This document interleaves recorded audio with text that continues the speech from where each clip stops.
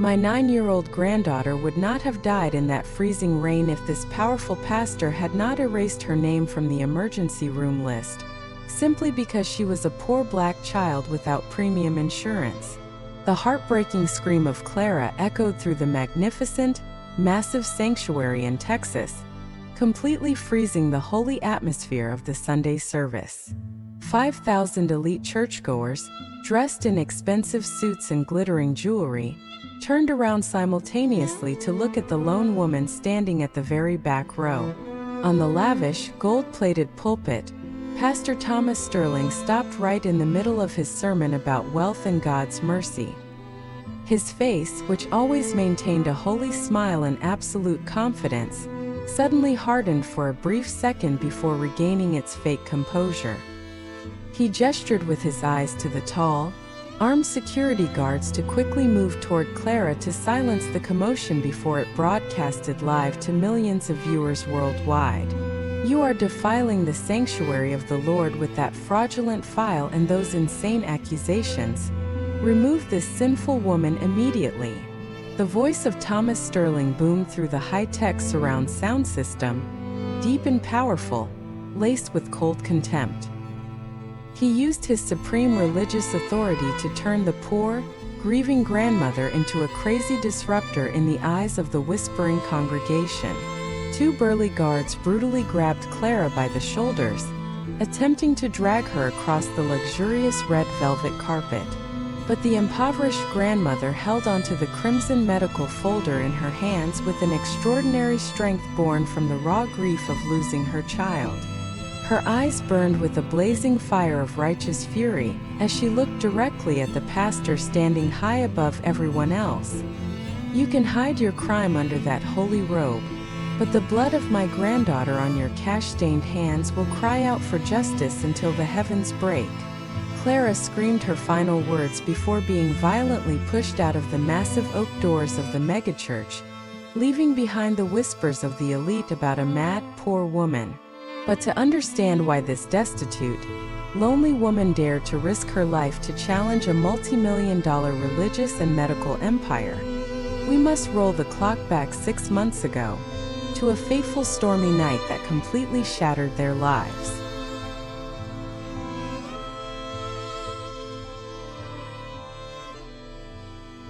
On the impoverished, forgotten outskirts of Houston, Clara was living with her 9-year-old granddaughter, Maya, in a dilapidated rental home with a tin roof that constantly leaked whenever it rained heavily.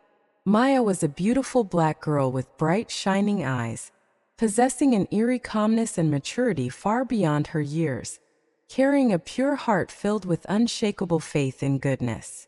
Despite their extreme poverty, barely surviving from meal to meal while Clara worked exhausting hours cleaning the office buildings of the ultra-wealthy from dawn till midnight, their little home was never empty of laughter. Little Maya loved to draw, and her pictures were always about guardian angels with massive white wings protecting her aging grandmother from the harsh storms of life. However, that peaceful, humble life was completely torn to shreds by a sudden vicious malignant fever that struck Maya's fragile body on a gloomy weekday. The little girl began burning with an unyielding high fever for 2 consecutive days, her skin turning pale as dark hemorrhagic bruises began to spread thickly beneath her delicate skin. Clara used every single penny of her meager savings from her piggy bank to buy standard fever medication, but Maya's condition grew exponentially worse as she began coughing up blood and slipped into a deep coma. In a state of absolute panic amidst the roaring thunderstorm at midnight, Clara's rusty old car completely died, forcing the desperate grandmother to brave the danger, cradling her dying granddaughter into the pouring rain, frantically waving down an ambulance in utter despair. When the Public Emergency Services ambulance finally arrived and assessed that Maya's internal bleeding was critical and directly life-threatening, they were forced to divert and race toward the largest and most technologically advanced medical facility in the region. That facility was the Faith Life Medical Center. Faith Life was not just a regular private hospital, it was the beating heart of a massive nonprofit empire, run by none other than the highly esteemed Reverend Thomas Sterling. The institution always advertised itself across all media platforms as a sanctuary of healing, a place where God's love was manifested through saving suffering souls. Yet behind those gleaming glass walls, the luxurious waiting rooms bathed in warm light, and the soft strains of sacred hymns, lay a rotten, predatory truth that no one could have ever suspected. Pastor Thomas Sterling and the Supreme Executive Board of the hospital had secretly established an underlying algorithm called profit per bed to filter out patients right at the emergency room doors. This system automatically classified patients based on their socioeconomic status, background, and most importantly, the credit limit of their premium health insurance or their bank account balances. The wealthy elite were welcomed into five-star VIP suites with the most attentive care, generating massive revenue streams for the hospital to legitimize the pastor's purchases of luxurious private jets. Conversely, the impoverished, the immigrants or minority families belonging to vulnerable groups without premium insurance were viewed as financial liabilities that lowered the system's profit margins. This sophisticated villain had turned a medical facility under the guise of God's charity into a ruthless money-grinding machine, where human life was weighed and measured by dry revenue figures on the director's computer screens. And on that stormy night, the ambulance carrying the dying Maya officially raced through the grand gates of the Faith Life Medical Center, entering straight into the den of wolves disguised as angels, where the arrogance of wealth was about to trample over the pure faith of an innocent child. The heavy glass doors of Faith Life Medical Center slid open with a soft, mechanical hiss. A blast of icy, sterile air-conditioned wind hit Clara directly in the face, mixing with the freezing rain dripping from her soaked hair. She stood in the center of the grand entrance lobby, a vast expanse of polished white marble that reflected the blinding crystal chandeliers above like a frozen lake. In her arms, wrapped in a faded, waterlogged blanket, was her 9-year-old granddaughter, Maya. The little girl's breathing was nothing more than a shallow, rattling gasp that vibrated weakly against Clara's trembling chest. Every single breath felt like a ticking clock counting down to an unimaginable tragedy. Clara screamed out for help, her voice raw, cracking, and completely broken by terror, shattering the serene silence of the luxurious medical sanctuary. Soft, instrumental hymns played gently from hidden premium speakers, a mocking soundtrack to the horror unfolding on the immaculate floor. A massive gold-plated cross hung prominently on the central wall, gleaming under the perfect, warm designer lighting. But beneath that symbol of ultimate sacrifice and mercy, the atmosphere felt entirely devoid of human warmth. An intake nurse named Nurse Jenkins sat behind a high, curved mahogany desk that looked more like the reception of a five-star hotel than an emergency room. She slowly looked up from her widescreen computer monitor, her eyes scanning Clara from head to toe in a single, icy, calculating motion. She noticed the worn-out, muddy sneakers Clara wore, the frayed edges of her oversized jacket, and the dark, beautiful skin of the shivering woman and child. Within a split second, the professional smile vanished completely from the nurse's face, replaced by a cold, guarded mask of suspicion. "Ma'am, you need to calm down. This is a quiet zone for our premier patients," Nurse Jenkins said, her tone sharp and completely lacking any trace of empathy.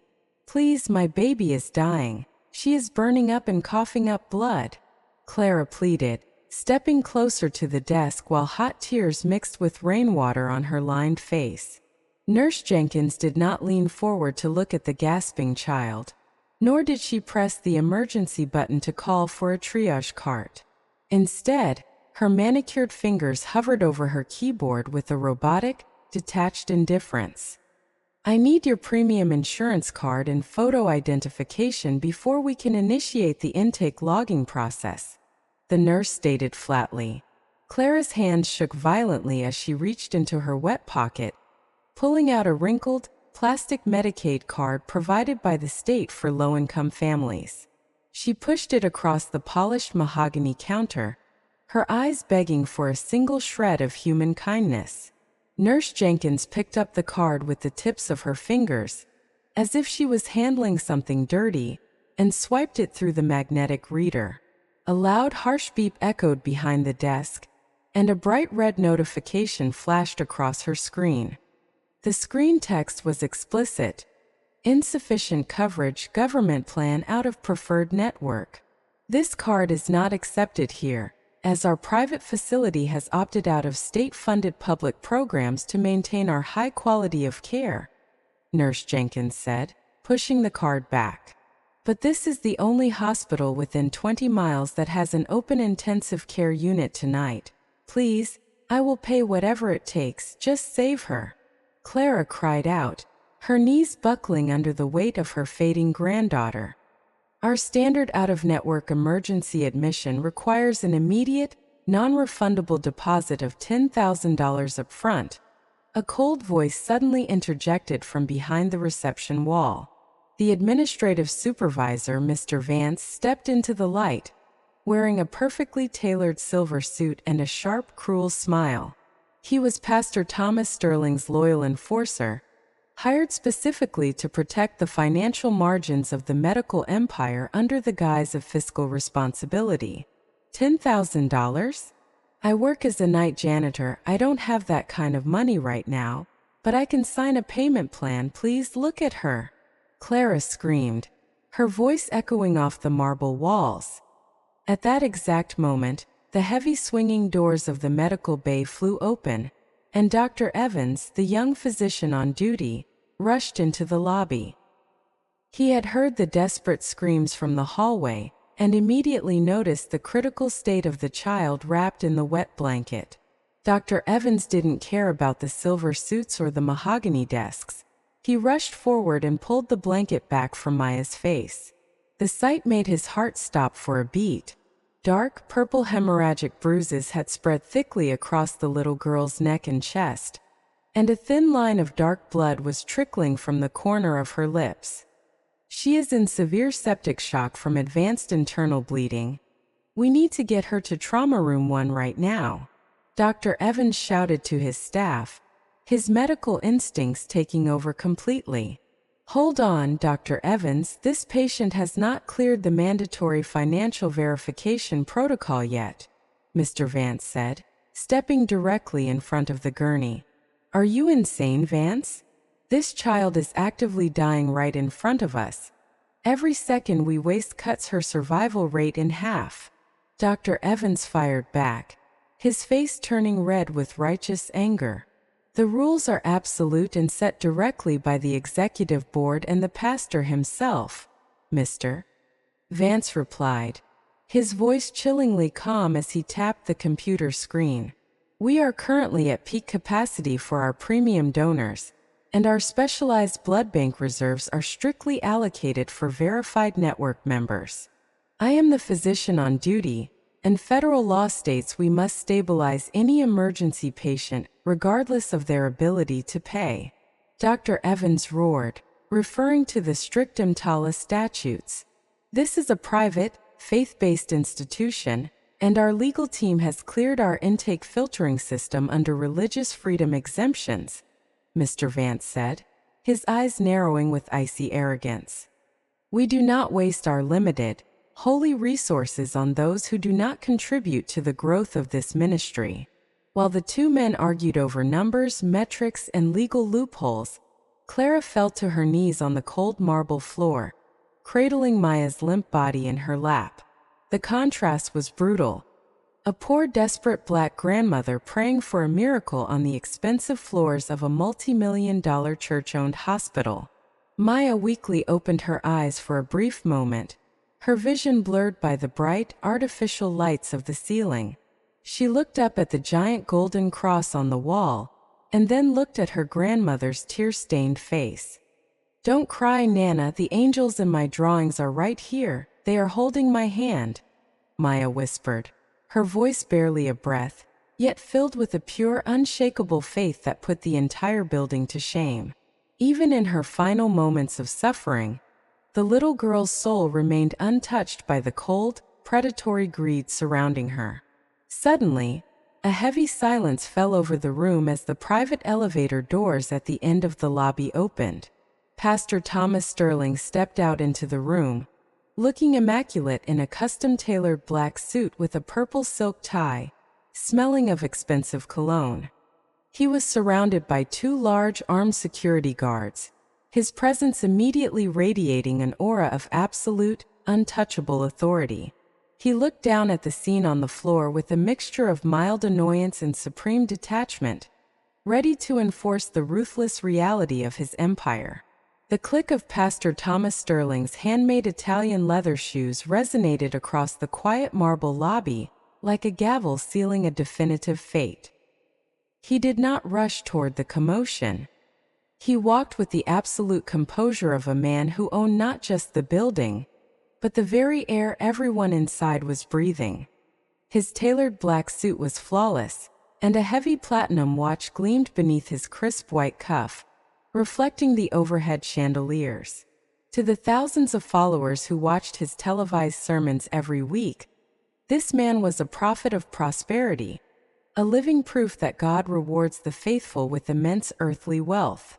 But to Clara, looking up from the cold floor while cradling her dying granddaughter, he looked like a golden idol, magnificent on the outside but completely hollow and frozen within. Mr. Vance immediately stepped back, his arrogant posture turning into one of absolute subservience as he bowed his head slightly. Dr. Evans stood his ground, though his hands clenched into tight fists at his sides, his heart pounding with a mixture of anger and desperation. Pastor Sterling stopped a few feet away from Clara, carefully adjusting his silk tie, refusing to let his expensive shoes touch the puddle of rainwater pooling around her coat. He did not look at the child coughing up blood, nor did he look into Clara's begging eyes. Instead, his gaze fixed coldly on Dr. Evans. "What seems to be the disturbance in the house of the Lord tonight, Doctor?" Pastor Sterling asked, his voice a smooth, deep baritone that carried the practiced warmth of a professional performer. "Pastor, this child is in critical condition. She is suffering from advanced internal bleeding and septic shock," Dr. Evans explained, his voice trembling with urgency. "We have the necessary blood type in our reserves, and I can stabilize her right now, but administration is blocking the intake due to a lack of premium insurance." Pastor Sterling sighed softly, a gentle paternal expression appearing on his face, a mask he wore so often it had almost become permanent. "Dr. Evans, we have discussed the sacred burden of stewardship many times before," Pastor Sterling murmured, his tone dripping with artificial sympathy. "This medical center is a non-profit ministry, which means we must protect our resources so we can continue to do God's work for the community." "She is the community, Pastor. She is a 9-year-old girl who will die if we do not act," Dr. Evans roared, unable to contain his fury any longer. Mr. Vance immediately stepped forward, pointing an accusing finger at the young physician. "Watch your tone in front of the Reverend Dr. Evans. You know the strict protocols established by the executive board." To understand the terrifying depth of the system Dr. Evans was fighting against, one must look into the locked boardroom on the top floor of Faith Life Medical Center. Just 2 days prior to this stormy night, Pastor Sterling had sat at the head of a massive glass conference table, surrounded by high-priced corporate consultants. On the digital screens behind him, there were no charts tracking patient recovery rates or community health improvements. Instead, the screens displayed a complex proprietary software algorithm designed by Sterling himself, known as the profit per bed metric. This algorithm calculated the exact financial return of every single square foot of the hospital in real time. During that meeting, a consultant had pointed out that admitting low-income patients through the emergency room was draining the hospital's net profit margins. Pastor Sterling had smiled, a sharp, predatory glint in his eyes, as he laid out his new directives. "Our ministry is called to serve those who have been blessed, because those who have been blessed can sow seeds back into our church, Sterling had declared to his board. Medicaid patients and the uninsured from the lower-income districts do not contribute to the tithe. They only consume our finest resources. If we fill our beds with those who cannot pay premium rates, we are mismanaging the treasures the Lord has trusted us with. From this day forward, any patient who does not clear the financial verification protocol must be redirected immediately. No exceptions. This was the sophisticated cruelty of Thomas Sterling. He had weaponized the language of faith to justify corporate greed and systematic exclusion. He had created a hidden filter that disproportionately targeted minority families, ensuring that the poor neighborhoods of Houston remained completely shut out from quality medical care. Back in the blinding light of the lobby, Pastor Sterling looked down at Clara, his eyes narrowing slightly as he noticed the dark color of her skin and the worn texture of her clothes. The racial and social bias that ran deep through his corporate empire finally manifested in his icy demeanor. "My good woman, I understand your grief, but you must understand that everything happens according to a divine plan," Sterling said, his voice dropping all pretense of warmth. "The resources of Faith Life are reserved for the partners who support this global ministry, those who have proven their faith through their financial commitment." Clara looked up at him, her voice echoing with a dignity that shook the surrounding walls. "My granddaughter has faith that could move mountains, sir. She draws angels every day and prays for the sick, even when we have nothing. Are you telling me that her life is worth less to your God just because we cannot pay your $10,000 fee?" Pastor Sterling smiled a cold, condescending smile, shaking his head gently as if dealing with an ignorant child. "God blesses those who help themselves, and financial struggle is often a sign of a deeper spiritual lack, a failure to sow the proper seeds of faith. This hospital's blood is too sacred to waste on an uninsured child of color. Take her to the county public hospital. If it is the Lord's will for her to survive, He will provide a way for her over there.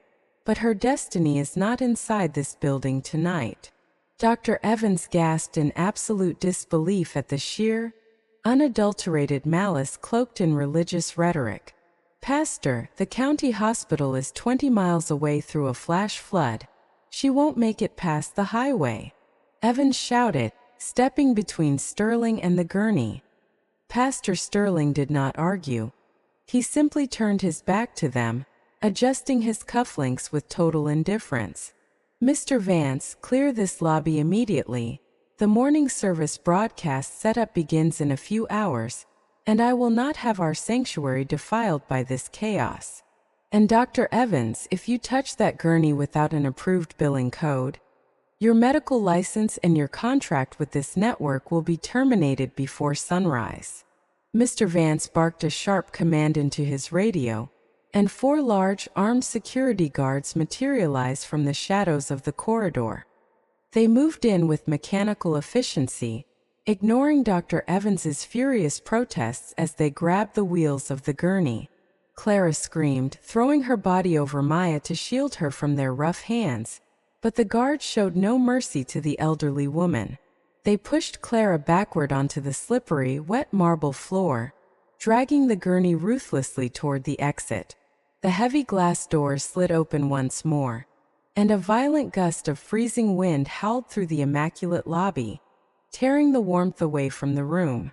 The guards wheeled Maya out into the dark, pouring rain, leaving her and Clara stranded on the flooded concrete pavement as the security gates locked tight behind them.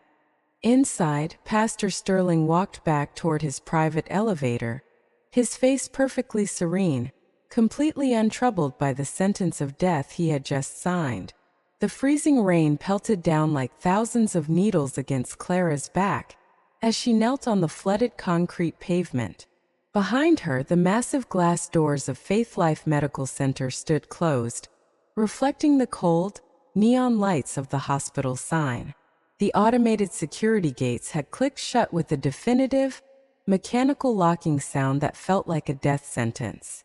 Clara was entirely alone in the darkness of the Houston storm, holding the frail, shivering body of her 9-year-old granddaughter. Maya's skin felt ice-cold to the touch, yet her internal fever was burning her up from the inside out. The little girl's gasps for air grew slower, shallower, and more agonizing with every passing second.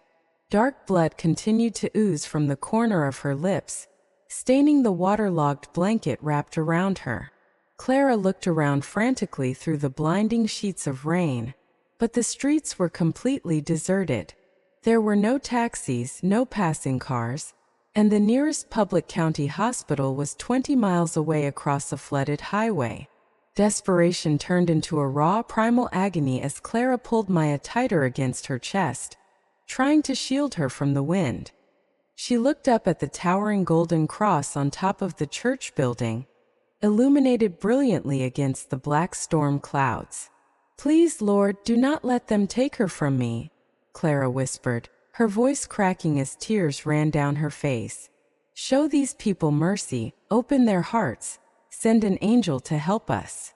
But the cross remained silent, a distant and unfeeling monument of wealth standing high above the suffering of the poor. Right across the street, a small dilapidated metal bus shelter offered a tiny patch of dry ground. Using every ounce of strength left in her aging body, Clara dragged herself up, lifting Maya in her arms. She stumbled across the flooded asphalt, her worn-out sneakers slipping in the deep puddles of water. She collapsed onto the metal bench beneath the leaking tin roof of the bus stop, gasping for breath. Maya weakly opened her eyes, her vision clouding over, but her gaze remained fixed on her grandmother. She reached up with a trembling, frail hand, her fingers gently touching Clara's wet cheek. "Don't be scared, Nana," Maya whispered, her voice so incredibly quiet it was almost swallowed by the roar of the thunder. "The man in the fancy suit said the blood was too holy for me. But the angels told me my blood is clean, and I am going to a place where it doesn't rain anymore. Maya, baby, stay with me. Keep your eyes open for Nana," Clara cried out, pressing her forehead against the child's cold cheek. "Help is coming, I promise you, just hold on a little longer." Maya smiled, a pure, serene smile that seemed completely out of place in the middle of such a cruel, dark night. "I love you, Nana," she murmured softly, her eyelids fluttering closed for the final time. Her hand slipped away from Clara's face, falling limply onto the wet blanket. The rattling sound in her chest stopped completely. The world seemed to lose all its sound as Maya drew her last breath, her beautiful, innocent soul leaving her broken body. Clara sat frozen under the leaking roof, staring down at the still face of her granddaughter. She shook the little girl gently, waiting for a breath, waiting for a movement, waiting for anything. But there was only silence. A devastating, hollow scream ripped from Clara's throat, a sound of pure, unadulterated grief that shattered the midnight air. She held Maya's lifeless body tightly, rocking back and forth on the metal bench as the storm raged on around them. The rain washed away her tears, but it could never wash away the profound, burning hatred that was beginning to take root in her heart.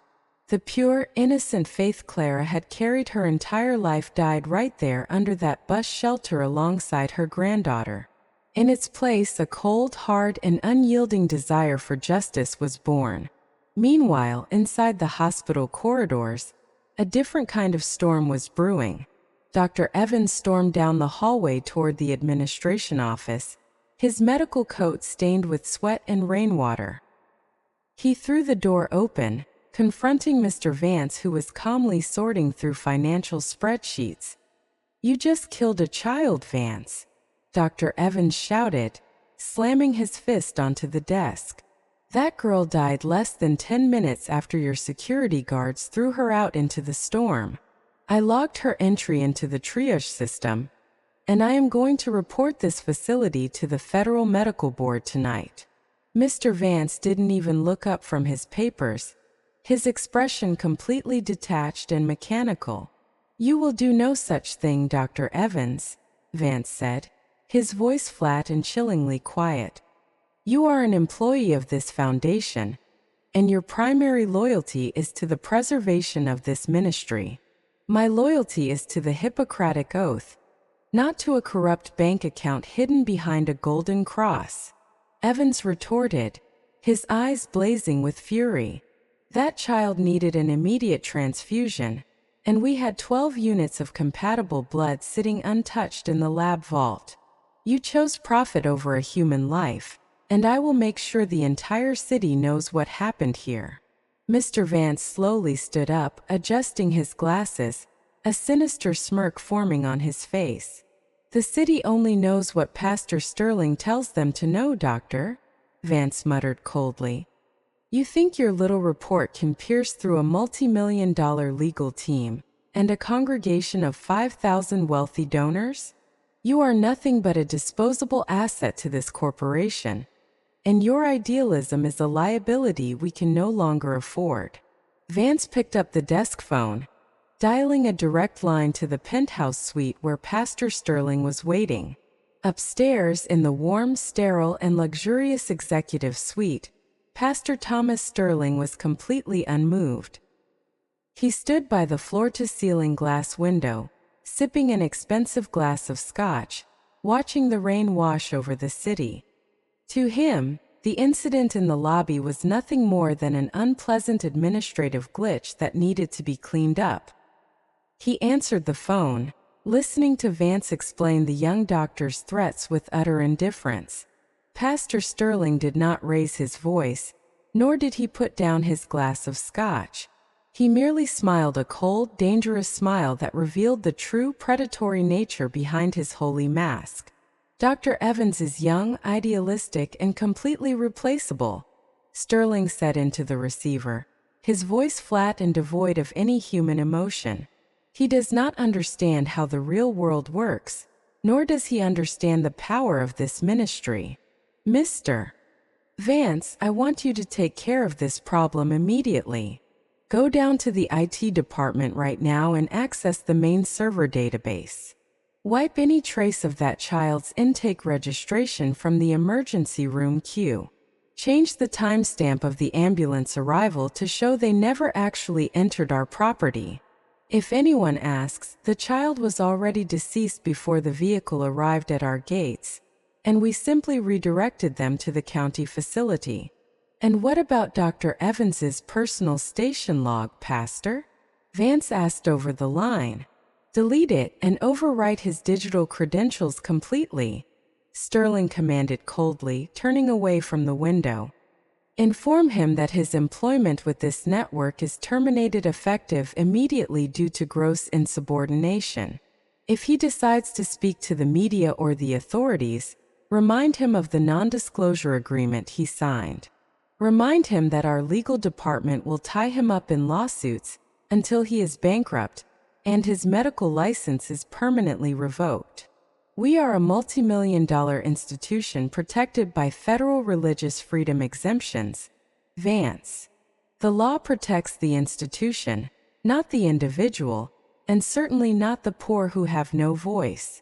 This ministry will not be brought down by a single Dead Street child and an emotional doctor."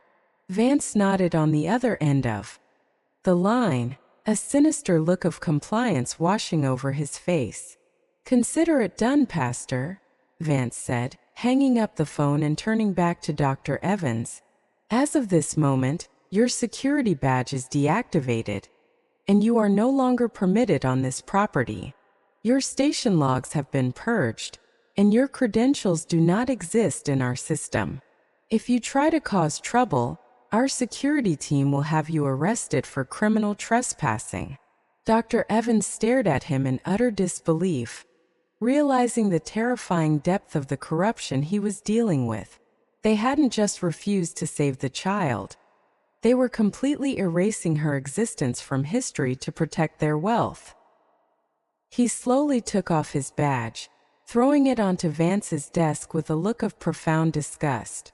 "You can erase the computer files, Vance," Evans whispered, his voice shaking with a mixture of grief and anger. "But you can never erase what you did from the eyes of God." And one day, this whole wicked house of cards is going to come crashing down on top of you."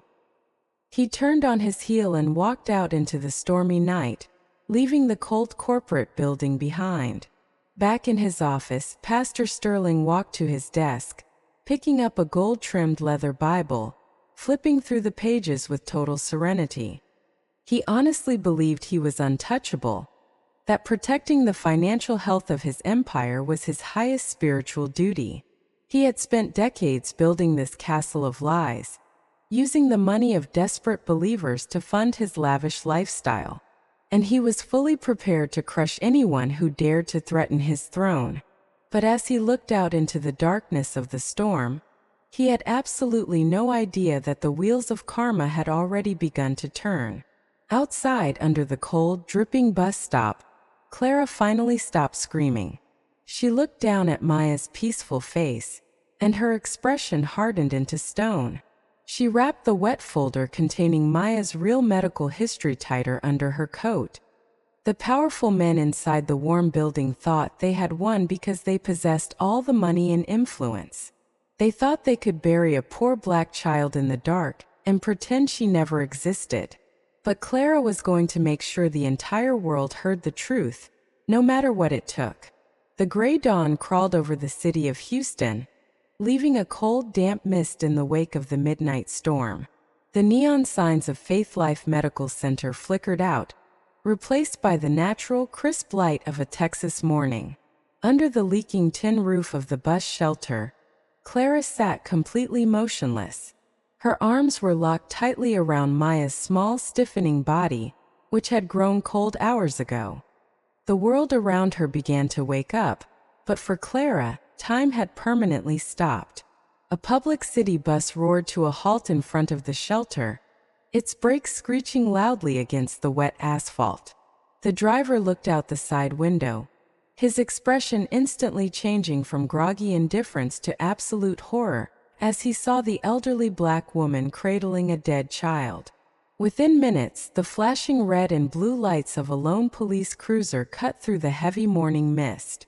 Two officers approached the shelter slowly, their hands instinctively resting near their utility belts, viewing the scene with a practiced, detached suspicion. "Ma'am, you need to step away from the child," the older officer said, his voice flat, devoid of any real human empathy. Clara didn't move an inch, her eyes staring blankly ahead into the distant gray skyline. "They killed her," she whispered, her voice barely audible, raspy from hours of silent weeping. The holy men inside that big building locked the doors and let her bleed to death in the freezing rain. The officers exchanged a brief, uncomfortable look, recognizing the name of the hospital on the grand gates across the street. Faith Life Medical Center was the largest financial contributor to the local police foundation, and Pastor Thomas Sterling was a personal friend of the chief. The younger officer knelt down, gently pulling the wet blanket away to check Maya's pulse, only to find nothing but cold, lifeless skin. "We need to call the county medical examiner," he muttered to his partner, shaking his head with a grim expression. By noon, Maya's body had been taken away in a sterile black body bag, leaving Clara standing alone outside the sterile concrete walls of the county morgue. She felt completely hollow, stripped of her purpose, but the crimson medical folder hidden beneath her wet coat felt heavier than ever before. It was the only physical proof that her granddaughter had ever existed, the only evidence of the crime committed in the name of corporate greed. Clara walked into the county administration building, determined to secure an official, untampered autopsy report. She stood before the glass window of the records clerk, her hands trembling as she pushed her identification forward. "I need the preliminary cause of death report for Maya Jenkins. She passed away last night outside Faith Life Medical Center," Clara stated clearly. The clerk, a middle-aged woman with a tired expression, typed the name into the county database with slow mechanical keystrokes. She paused, her brow furrowing deeply as she stared at the flashing red text on her widescreen monitor. I'm sorry, ma'am, but the electronic file from the responding officers has already been updated by an external administrative override, the clerk said, refusing to look Clara in the eye. The official record states the child was pronounced dead on arrival due to pre-existing chronic medical complications prior to reaching any medical facility perimeter. The report specifically notes that no emergency care was requested or denied at the scene. Clara felt a sickening wave of fury crash over her chest, breaking through her numbness. "That is a lie," she shouted, slamming her palm hard against the glass partition. "We were inside their lobby. A doctor tried to save her, but the administrator threw us out because we couldn't pay $10,000. Check their security cameras. Check their intake logs." The clerk sighed heavily, pulling her hands away from the keyboard with a cold, dismissive finality. "The system is locked, ma'am, and the report is signed by the head of the county medical board, who happens to be an executive trustee at Faith Life. There is nothing I can do for you here. You need to leave before I call security to escort you out." The systemic wall had slammed shut, exactly as Pastor Sterling had promised it would. The multi-million-dollar empire had already spread its corrupt roots deep into the local government, buying the silence of everyone who wore a badge or held a pen. Clara stepped out into the blazing Texas sun, her heart heavy with the crushing weight of systemic injustice. She was just a poor, elderly black woman with no money, no expensive lawyers, and no political influence. To the elite rulers of this city, she was completely invisible, a minor nuisance that had already been successfully erased from their records. But as she walked down the concrete steps, a dark shadow stepped out from behind a concrete pillar. It was Dr. Evans, wearing ordinary civilian clothes, his eyes bloodshot and filled with an intense, restless energy. He had been waiting for her for hours, knowing exactly where the system would try to bury the truth. "Clara," he said softly, reaching out to touch her arm gently. "They wiped the servers, they deleted my access codes, and they threatened to ruin my career if I ever speak about last night." Clara looked up at the young doctor, her expression a mask of cold, unyielding stone. "Are you going to stay quiet like the rest of them, doctor?" she asked, her voice sharp as broken glass. Dr. Evans shook his head, a fierce, righteous anger burning brightly in his eyes. "No," he whispered, pulling a small, encrypted black USB drive from his pocket. "They forgot that I keep a manual hard copy backup of the independent blood bank log on my personal device. This drive contains the exact inventory of the O-negative blood units that were available last night. It also contains a hidden audio recording from my phone when Vance gave the order to delete your granddaughter from the system. They think they own this city, Clara, but they don't own us." Clara looked at the small black drive in his hand, and for the first time in 12 hours, a tiny spark of hope flared in her soul. The elite had all the power, the money, and the prestige. But they had made one fatal mistake. They had left two desperate people with absolutely nothing left to lose. "We can't go to the local courts or the local newspapers," Dr. Evans explained, his voice low and urgent as he looked over his shoulder. "Sterling has them all in his pocket. His media relations team will spin this as a tragic accident caused by your negligence. We have to bypass the state of Texas entirely. We need to send this data directly to the federal authorities, to the Office of Civil Rights and the FBI's Healthcare Fraud Division. But we have to be smart. If Sterling finds out we have this data, his security team will destroy it before it ever leaves Houston." Clara reached out, her wrinkled fingers closing tightly around the USB drive, squeezing it with an iron grip. "He won't find out," Clara said, her voice filled with a chilling, absolute certainty. "Let him celebrate his big church anniversary this Sunday. Let him stand on his high stage and brag about his millions. Because the higher he climbs, the harder he is going to fall when God finally answers the prayers of the poor. Deep inside the magnificent penthouse of the megachurch, Pastor Thomas Sterling was completely unaware of the trap being built in the shadows.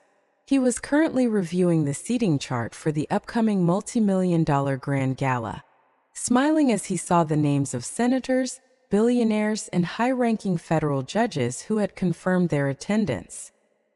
He truly believed he was a king, entirely untouchable by the laws of ordinary men, protected by his wealth and his massive, devoted congregation.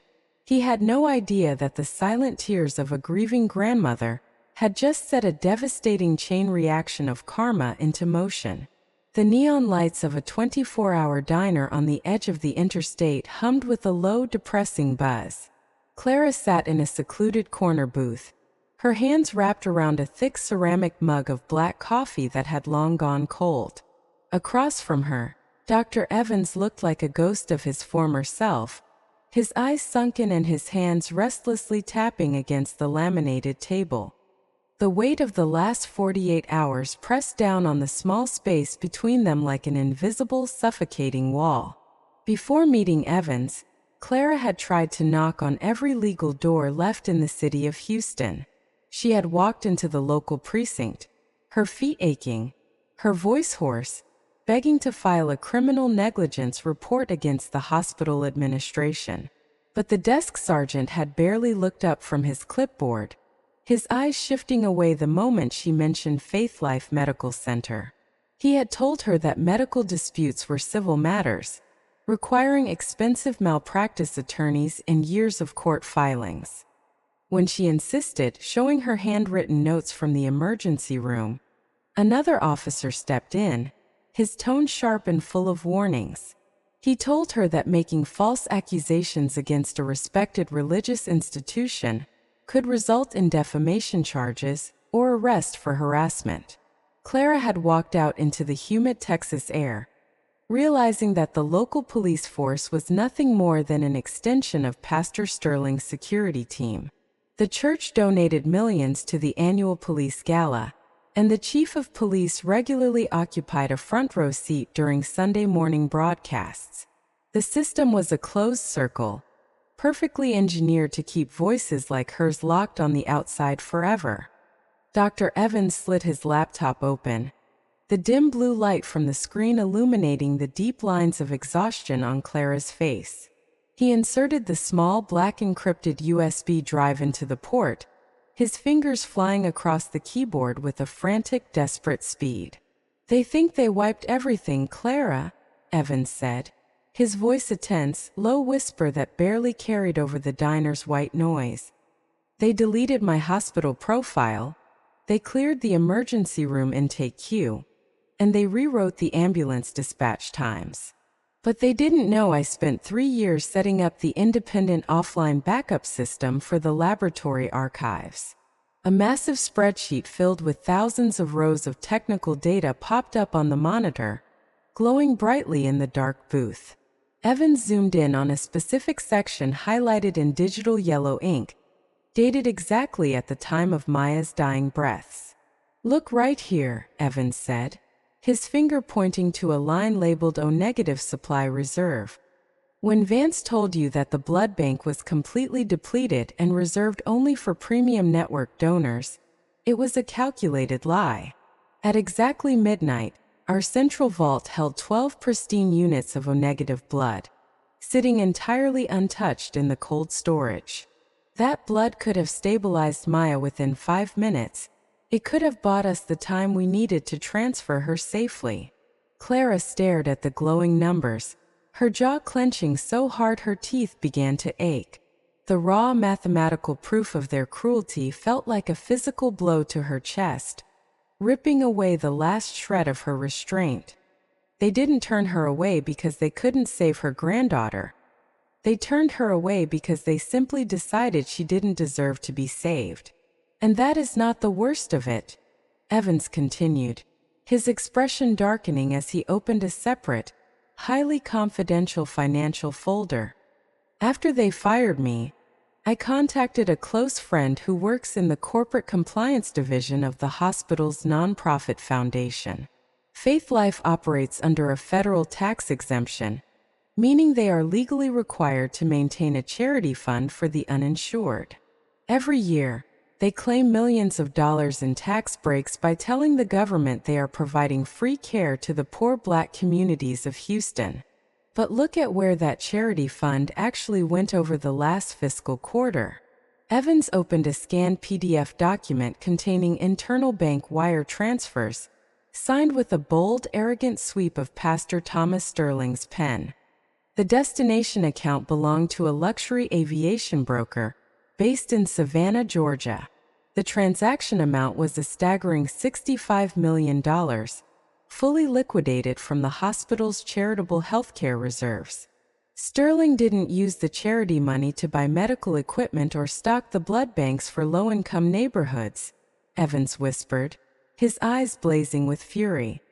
He completely drained the fund to pay for the final lease delivery of a brand-new Gulfstream G650 private jet.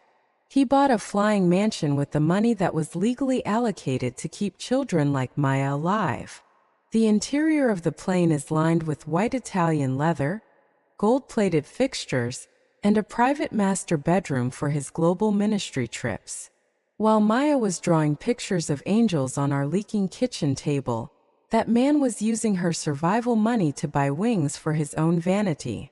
Clara reached out, her wrinkled hand resting flat on the laptop screen, completely covering the digital image of the luxury aircraft.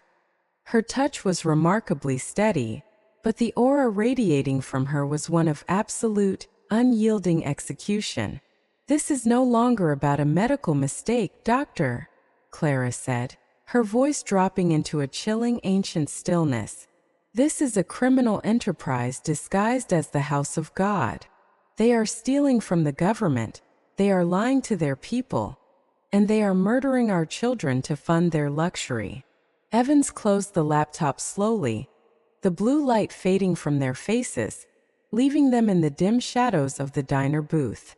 "We cannot go to the local district attorney. Sterling's legal defense fund contributes heavily to his re-election campaign," Evans stated firmly. "If we hand this over locally, the files will mysteriously vanish from the evidence room within 24 hours. We have to go bigger, we have to blindside them completely, so they don't have time to use their political connections." Yesterday morning, I bypassed the state of Texas entirely and uploaded this entire database to the federal whistleblower portal. It went directly to the Department of Justice's Healthcare Fraud Division and the FBI's Regional Field Office. Because they violated the federal EMTLA Emergency Care Act and committed massive nonprofit tax fraud, this falls under federal jurisdiction. Clara looked out the window at the dark highway, the headlights of passing trucks cutting through the thick morning fog. "When will the federal men answer us, Doctor?" she asked, her mind already moving toward the upcoming weekend. "They already answered," Evans whispered, leaning in closer across the table. An assistant federal prosecutor reviewed the bank logs and the audio file of Vance giving the order to delete the data. They are treating this as an active, high-priority civil rights violation and a multi-million-dollar corporate fraud case. They are issuing federal search warrants and grand jury indictments under absolute secrecy. But they need one thing to ensure Sterling doesn't flee the country on his new private jet before they can freeze his assets. They need him to be publicly caught in a position where he cannot hide behind his public relations team or his security detail. Clara looked back at Evans, a dark, satisfying understanding passing between them like a silent vow. "This Sunday is his grand anniversary celebration," Clara murmured, a cold, ruthless smile finally touching her lips. "He invited 5,000 of the wealthiest people in the state to watch him receive his praise. He wants a grand stage, he wants the cameras rolling, he wants the whole world to see how powerful he is. Then that is exactly where we will give him his day of judgment. I will walk back into that church, and I will force him to look into the eyes of the poor woman he thought he buried in the rain. He thinks his gold and his private jets can shield him from the laws of man, but he forgot that the truth doesn't care about his bank account. Evans nodded, handing her back the small black USB drive, his hand firm and no longer shaking.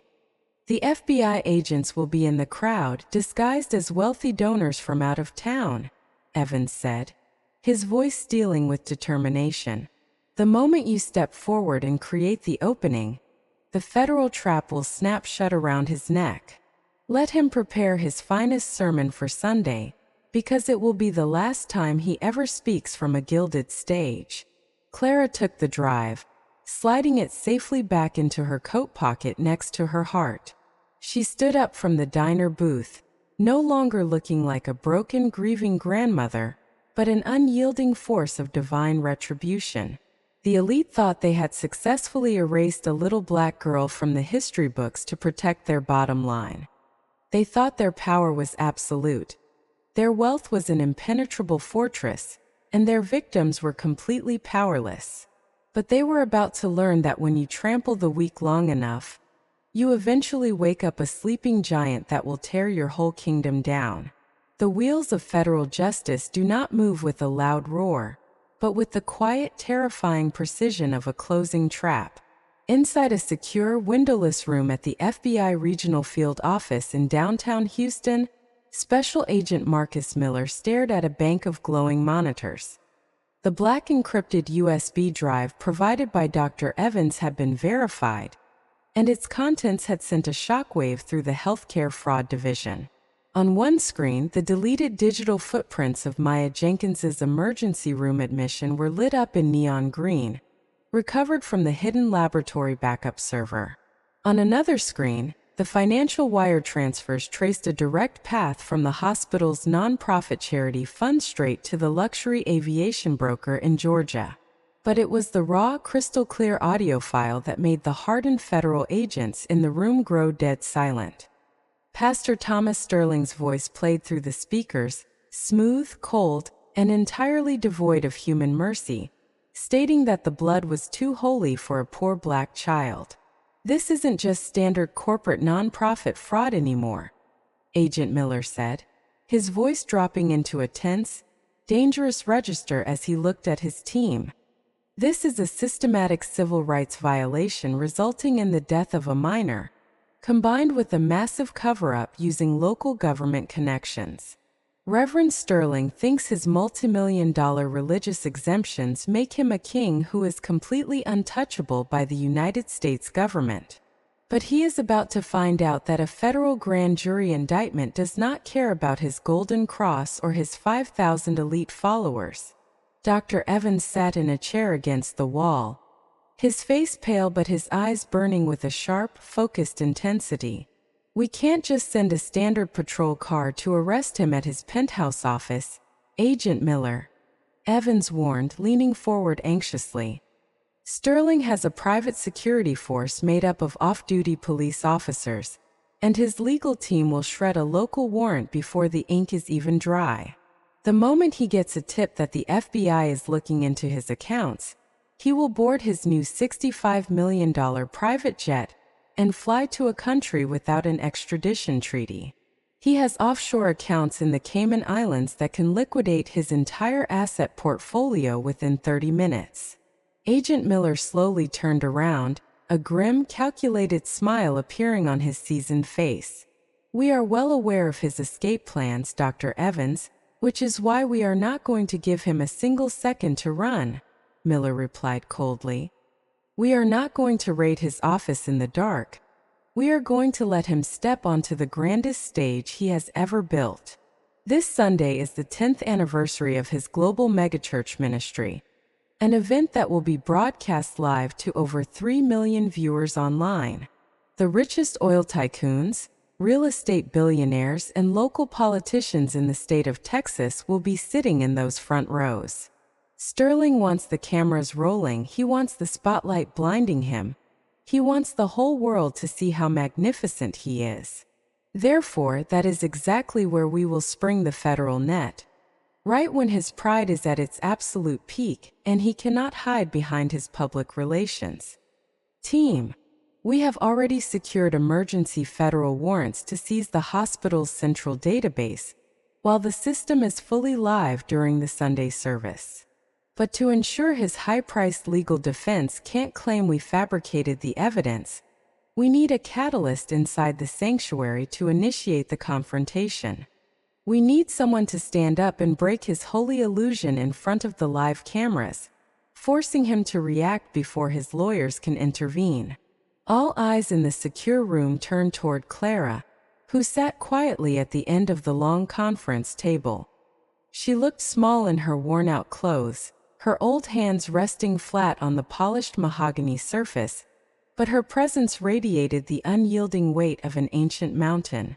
"I will be your catalyst agent," Clara said, her voice steady, clear, and dripping with a chilling absolute determination. "I am the one he threw out into the freezing rain, and I am the one who watched my baby draw her last breath under a leaking tin roof. He thinks I am just a poor, invisible black woman who can be erased with a keystroke, but I am going to make him say her name in front of his entire empire. I am going to force him to look into the face of the mother he thought he buried in the shadows."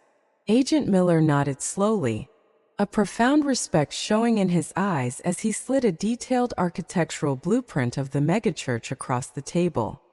"Our federal tactical teams will be disguised as wealthy out-of-town donors, wearing high-end suits and sitting scattered throughout the executive rows," Miller explained. "We will have agents embedded directly next to the security control panels and the main broadcast booth. The moment you step forward and confront him on that stage, Sterling will order his private guards to use force to remove you. The second his security team lays a hand on a federal whistleblower carrying a grand jury subpoena, my men will move in and lock down the entire building. We will seize the international broadcast feed. We will freeze his accounts on the spot, and we will arrest him right on his gold-plated pulpit." While the federal trap was being meticulously constructed in the shadows, inside the ivory tower of the Faith Life penthouse, absolute hubris reigned supreme. Pastor Thomas Sterling stood before a three-sided premium mirror, admiring the way a brand-new, custom-tailored Italian silk suit fit his frame. The fabric was a deep midnight blue, accented with a pocket square that perfectly matched the gold-plated embroidery of his luxury church logo. Mr. Vance stood a few feet away, holding a digital tablet, reviewing the final guest list for the multi-million-dollar anniversary celebration.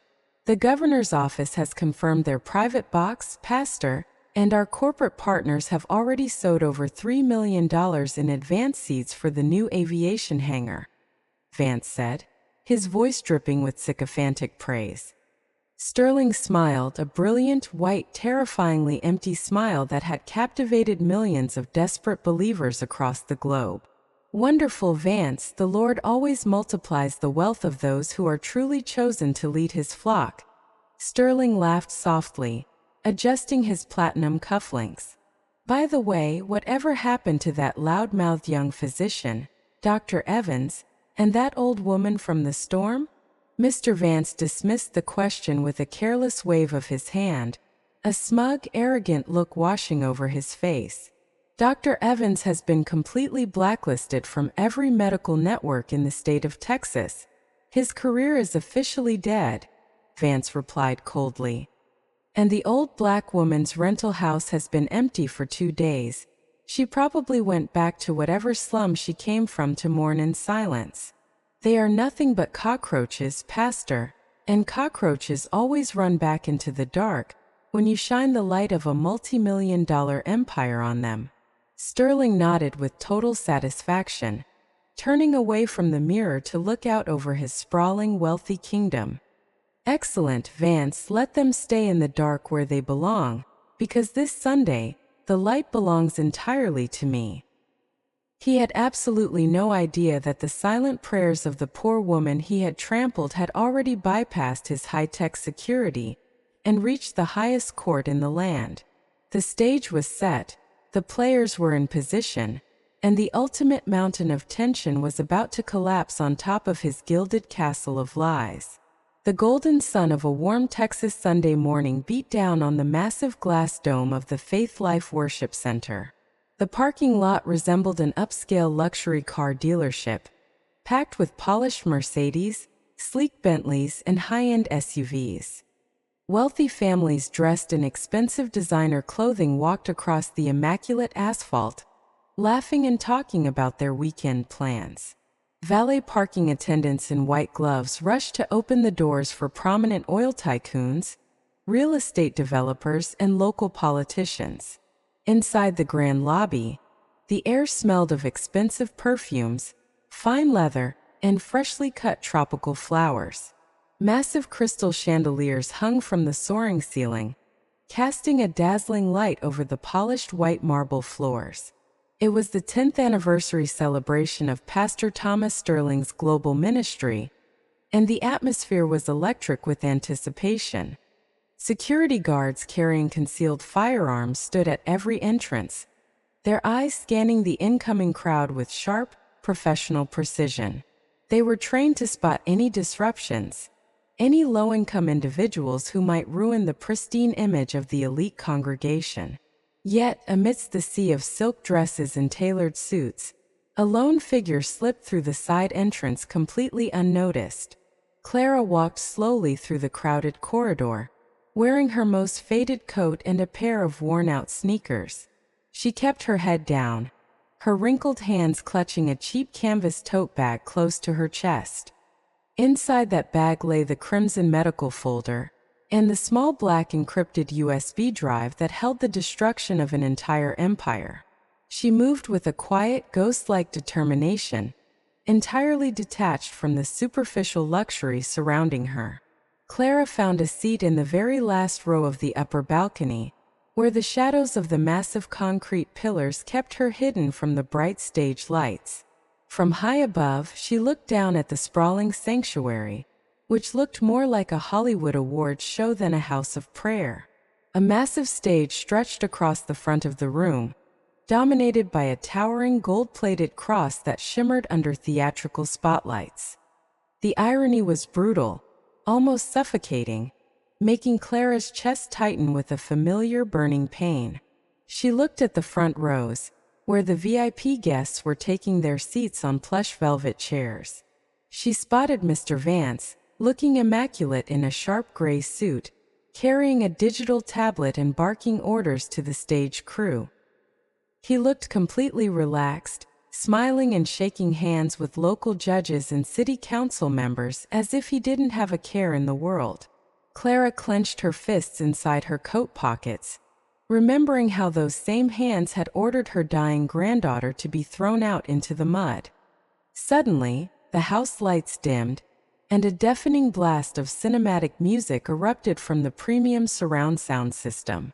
The massive LED screens flashed with a dramatic countdown timer, wrapped in golden graphics and light effects.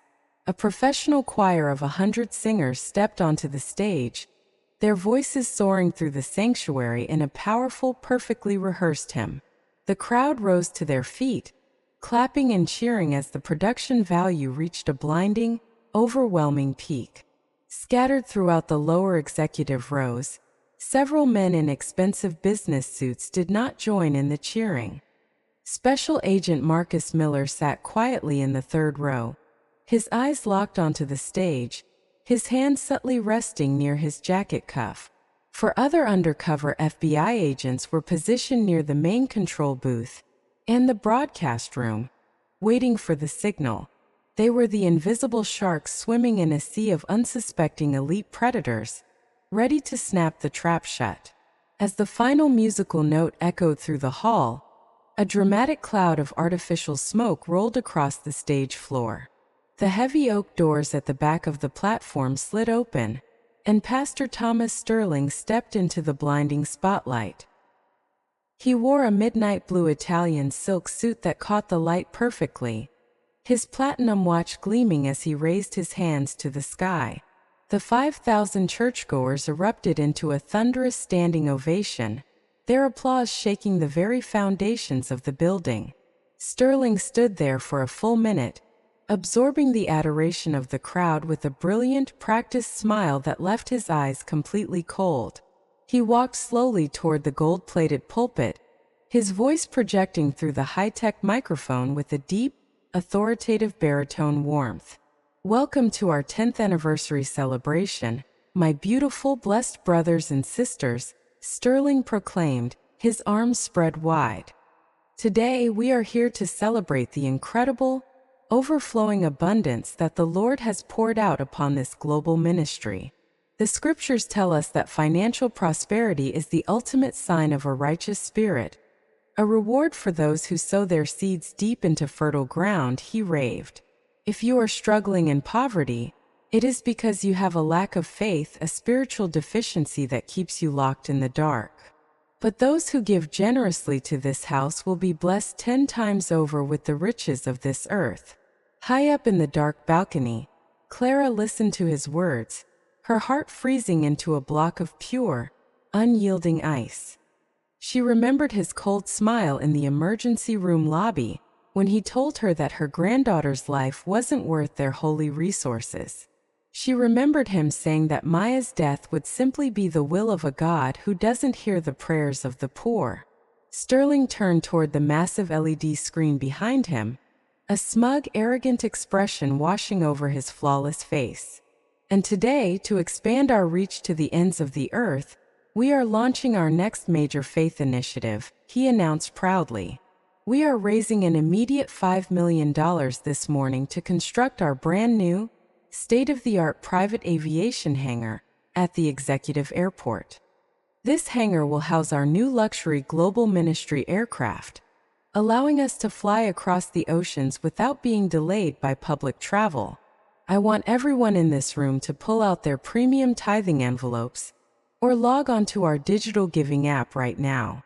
Sow a seed of $10,000 today, and watch how the windows of heaven open up to pour out a blessing you cannot contain."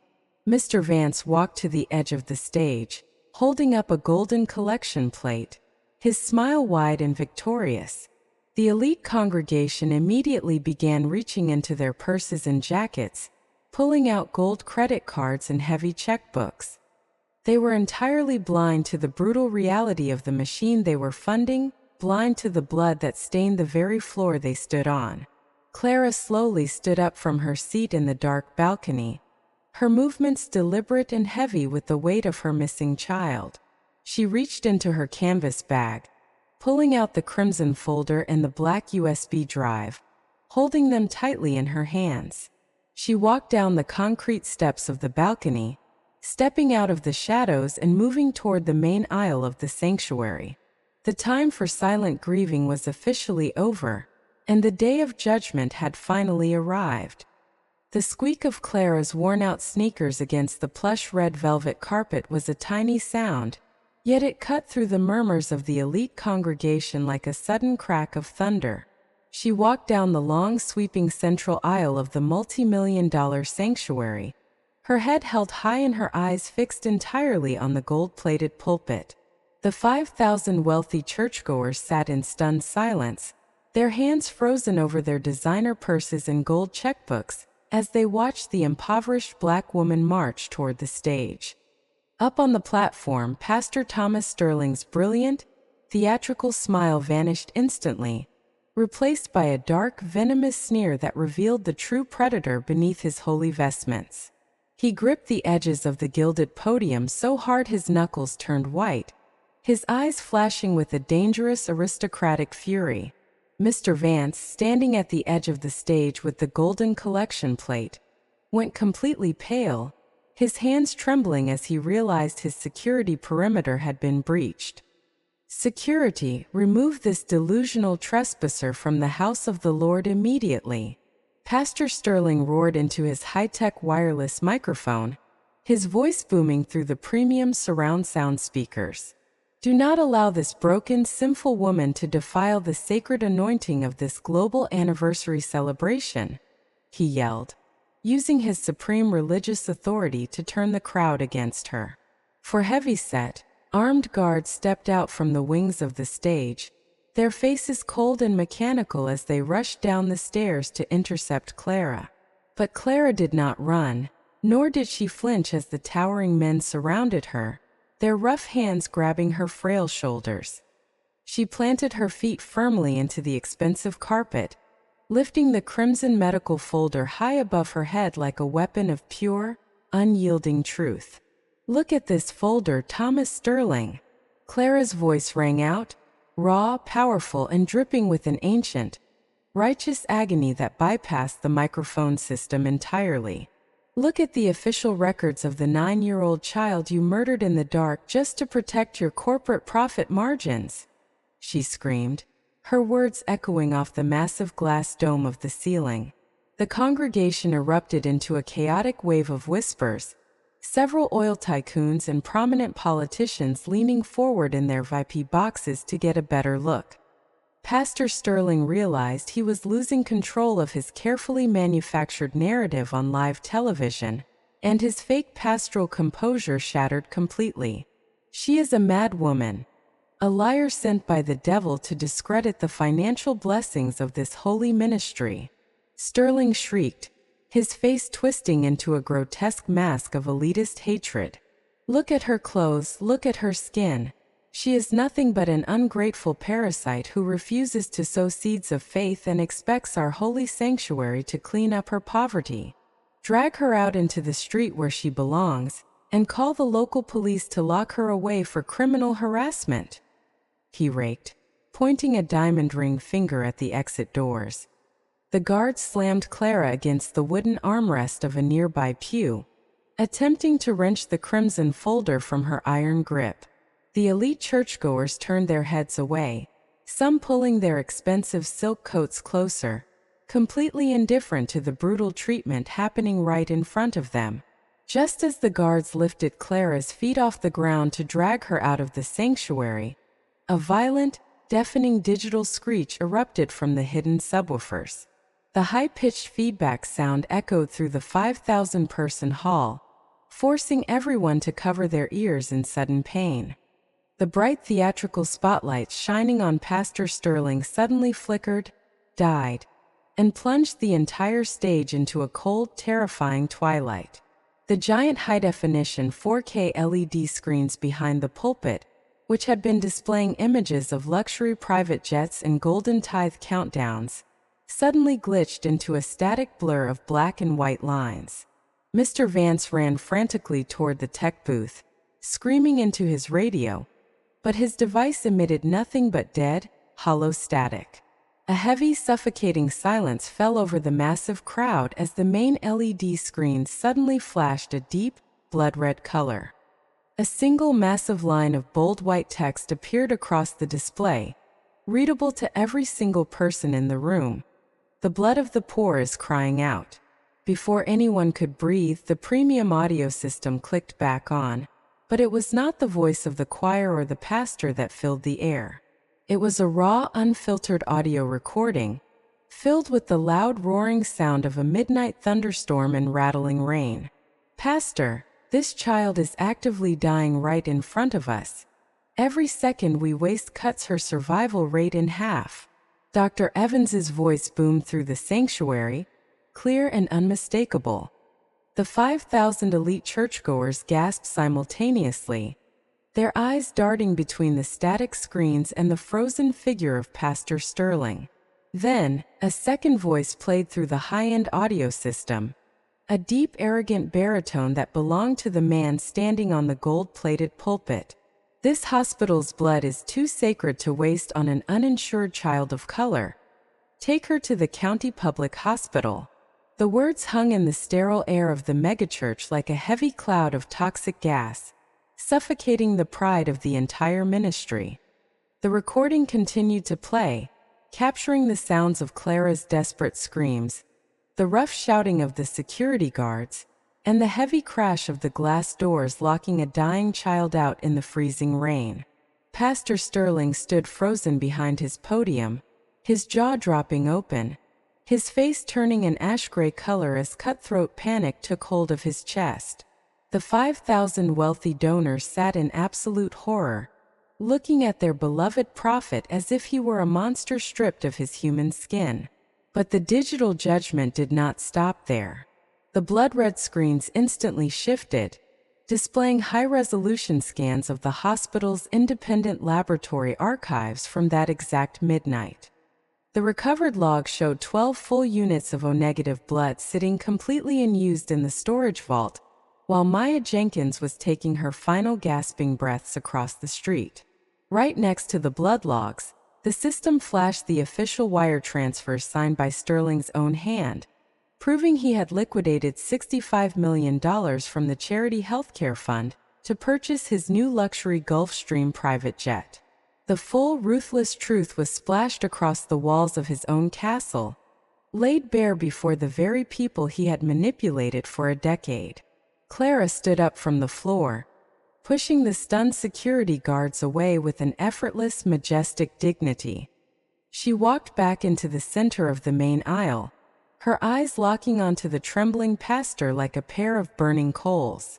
"Your empire of glass and gold is officially over, Thomas Sterling," Clara's voice boomed through the quiet sanctuary, filled with the unyielding power of absolute karma. "You used the name of God to starve the weak, you stole from the sick to buy your golden wings, and you let a beautiful 9-year-old angel die in the mud because she didn't have your premium currency. Today, the prayers of the poor have finally been answered, and you are going to answer for every single drop of blood on your hands."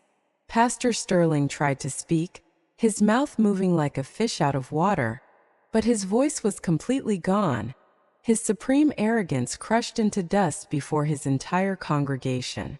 Mr. Vance dropped the golden collection plate onto the floor, the heavy metal dish clattering loudly against the marble as the elite crowd began to panic.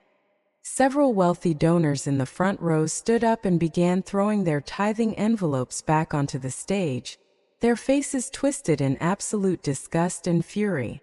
The illusion of holiness had been permanently shattered, leaving nothing behind but the ruthless, ugly reality of a predator caught in his own trap. From the back of the room, the heavy oak doors of the sanctuary flew open, and a line of tall men in dark suits and yellow FBI jackets burst into the light. The federal trap was officially snapping shut, and there was nowhere left for the King of Lies to run. The heavy, armored footsteps of the federal agents shattered the remaining silence of the grand sanctuary. The sound of tactical boots echoed off the polished marble floors as a line of armed agents moved with absolute authority. Special Agent Marcus Miller led the team, his federal badge gleaming under the dim, blood-red glow of the hacked LED screens. He marched straight up the marble steps of the gold-plated altar, drawing a pair of heavy steel handcuffs from his tactical belt. Pastor Thomas Sterling backed away in blind panic until his spine hit the base of the giant golden cross. His face was completely pale, sweating through his expensive makeup, and entirely devoid of his usual supreme arrogance. "Thomas Sterling, you are under arrest by the federal government of the United States," Agent Miller announced, his voice cold and clear. "You are charged with federal conspiracy to commit healthcare fraud, systemic violations of the EMTLA Emergency Care Act, and civil rights violations resulting in the death of a minor." The microphone in Sterling's hand trembled violently, sending a low, shaking hum through the high-tech surround sound speakers. The 5,000 elite churchgoers watched in absolute, breathless shock as the steel cuffs clicked tightly around the pastor's wrists. The immaculate midnight blue Italian silk suit looked suddenly small and ridiculous as the federal agents forcefully forced his arms behind his back. Right at the edge of the stage, Mr. Vance tried to slip through the side VIP exit, his digital tablet gripped tightly in his sweating hands. But two burly federal agents blocked his path, slamming him face first against the oak wall and stripping him of his devices. They clicked another pair of steel handcuffs around his wrists, arresting him on the spot as a primary co-conspirator and accessory to corporate murder. The live international broadcast, streaming to millions of viewers worldwide, could not be turned off or censored. The FBI Cyber Division had completely locked down the central control room and the satellite uplink servers upstairs. The entire world witnessed the precise, humiliating moment the glorious multi-million-dollar castle of lies crumbled into nothingness. As Sterling was marched down the central red carpet aisle, the very people who had worshipped his prosperity gospel turned on him in an instant. The illusion of his holiness had been permanently shattered, revealing the predatory monster that had been bleeding them dry for a decade. Angry shouts and curses filled the massive sanctuary, replacing the holy hymns with a wave of pure collective fury. Heavy leather Bibles were thrown from the executive pews, striking the disgraced pastor as he hung his head in absolute shame. The multi-million-dollar religious and medical empire was completely decapitated within a matter of minutes. The Department of Justice immediately executed emergency seizure warrants, freezing every single asset and offshore account in the Cayman Islands. The $65 million Gulfstream private jet was surrounded by federal vehicles at the executive airport before it could ever start its engines. The luxury aircraft, lined with white Italian leather and gold-plated fixtures, was permanently confiscated by the United States government. The federal prosecutors dismantled the corporate structure piece by piece, exposing how the profit per bed metric had systematically denied care to hundreds of low-income families. The local police officials and corrupt medical board trustees who had taken bribes to cover up Maya's death were stripped of their badges and indicted under federal anti-corruption laws. The closed circle of elitist power that had protected Thomas Sterling for decades was completely smashed by the weight of undeniable evidence. In the months that followed, the federal government stripped the Faith Life Medical Foundation of its tax-exempt nonprofit status. The entire network of elite private hospitals was seized under federal asset forfeiture laws and completely reorganized from the ground up. The gleaming glass buildings were converted into a fully funded free public medical network, dedicated exclusively to low-income and minority communities. The multi-million-dollar worship center itself was repurposed into a massive public health facility and community development bank. The grand entrance lobby of the hospital no longer featured a curved mahogany reception desk or a predatory administrative supervisor. Instead, a beautiful life-size bronze statue of a 9-year-old girl holding a sketchbook was placed right in the center of the white marble floor. The statue captured Maya's beautiful, shining eyes and her serene, peaceful smile, looking out toward the entrance doors. Beneath the bronze base, a plaque was deeply engraved with an inscription that would stand for generations: the Maya Jenkins Memorial Medical Center, where every soul is worthy of healing. Dr. Evans was completely vindicated by the Federal Medical Board, his credentials fully restored with a formal apology from the state. He was appointed as the Chief Medical Officer of the brand new free public healthcare network, finally given the authority to practice medicine with true honor. He finally had the resources to save every single patient who walked through those sliding glass doors, completely free from the tyranny of corporate metrics. On a warm, quiet Sunday morning exactly 1 year after that terrible tragedy, Clara walked up the concrete steps of the newly dedicated facility. She was no longer wearing the wet, waterlogged coat from that horrific night of the midnight storm. She wore a simple, clean white dress, and her face carried a deep, unshakable peace that no amount of elite wealth could ever purchase. She walked into the grand lobby, passing by the long lines of families who were receiving quality care without ever being asked for a credit card. She stopped in front of the bronze statue of her granddaughter, gently placing a fresh bouquet of bright tropical flowers at its feet. The dark storm had finally passed, and the silent tears of a grieving grandmother had washed away the corruption of a giant. Justice had not come from the broken local systems, but from the unyielding power of a truth that refused to be buried in the dark.